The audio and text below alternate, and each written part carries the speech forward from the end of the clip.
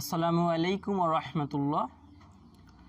আজকে আমরা হোমিওপ্যাথির গুরুত্বপূর্ণ একটি মেডিসিন নিয়ে আলোচনা করব।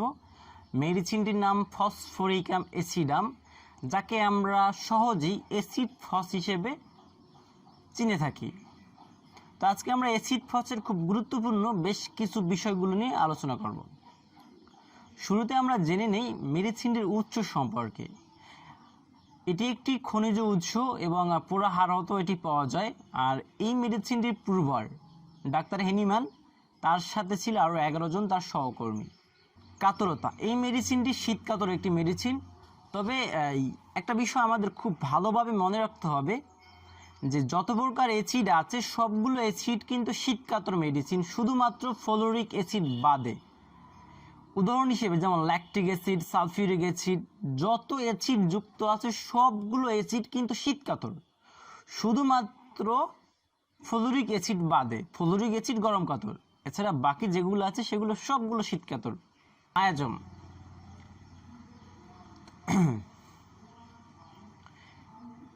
মেডিসিনটিতে 4টা মায়াজমের আধিক্য আমরা দেখতে পাই: সোরা, সিফিলিস, সাইকোসিস, টিউবারকুলার।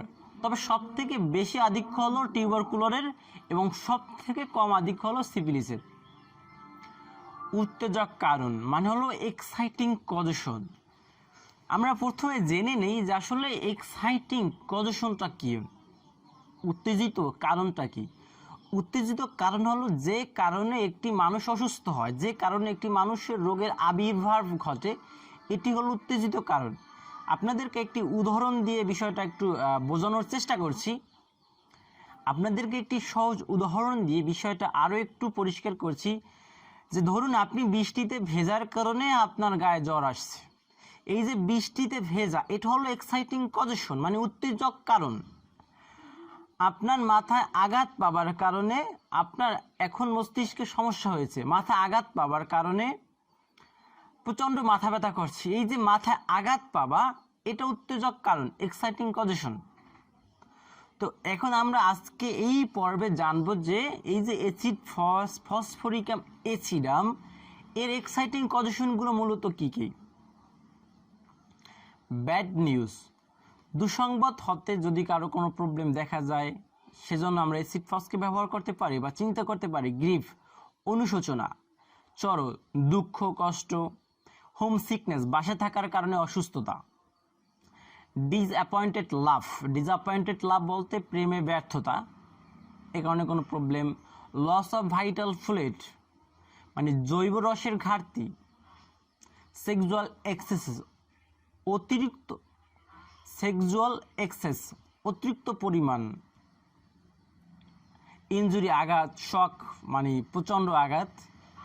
অনানিজম, এটা হলো আপনার হস্তমৈথুন করার পর যদি কারো প্রবলেম হয়।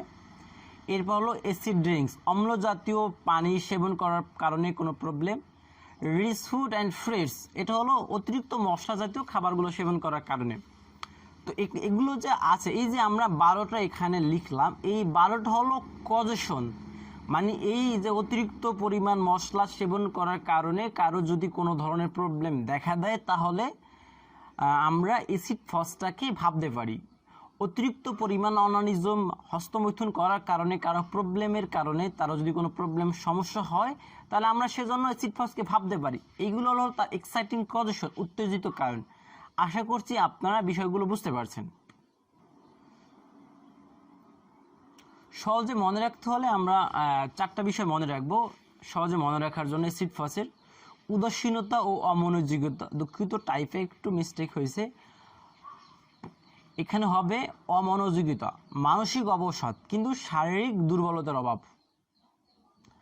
মলত্যাগকালে বীর্যক্ষরণ মানে যখন আপনি প্রস্রাবের বেগ আসে, পায়খানা করার সময় আপনার বীর্যক্ষরণ হয়, ঘন ঘন প্রচুর প্রস্রাব হবে এবং পিপাসাহীনতা, আপনার পিপাসা থাকবে না কিন্তু প্রস্রাবটা কিন্তু ঘন ঘন হবে।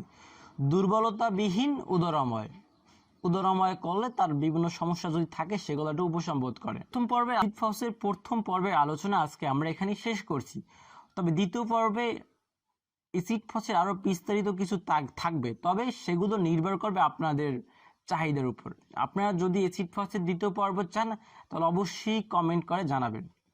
সেই দ্বিতীয় পর্বে থাকছে অ্যাসিড ফসের শারীরিক লক্ষণ, অ্যাসিড ফসের মানসিক লক্ষণ, অ্যাসিড ফসের অদ্ভুত লক্ষণ, কিসে বাড়ে কিসে কমে, অ্যাসিড ফসের রোগীরা দেখতে কেমন, এদের শারীরিক গঠন কেমন হয়, টোটাল অ্যাসিড ফসের বিস্তারিত বিষয়গুলো নিয়ে দ্বিতীয় পর্বে থাকবে। তবে সেগুলো সম্পূর্ণরূপে নির্ভর করবে আপনাদের চাহিদার উপর, আপনারা অ্যাসিড ফসটাকে কী পরিমাণ পছন্দ করেন সেটার উপর। আপনারা যদি দ্বিতীয় পর্ব পেতে চান অ্যাসিড ফসের, তাহলে অবশ্যই কমেন্ট করে জানাবেন। সকলে ভালো থাকুন। আসসালামু আলাইকুম রহমতুল্লাহ।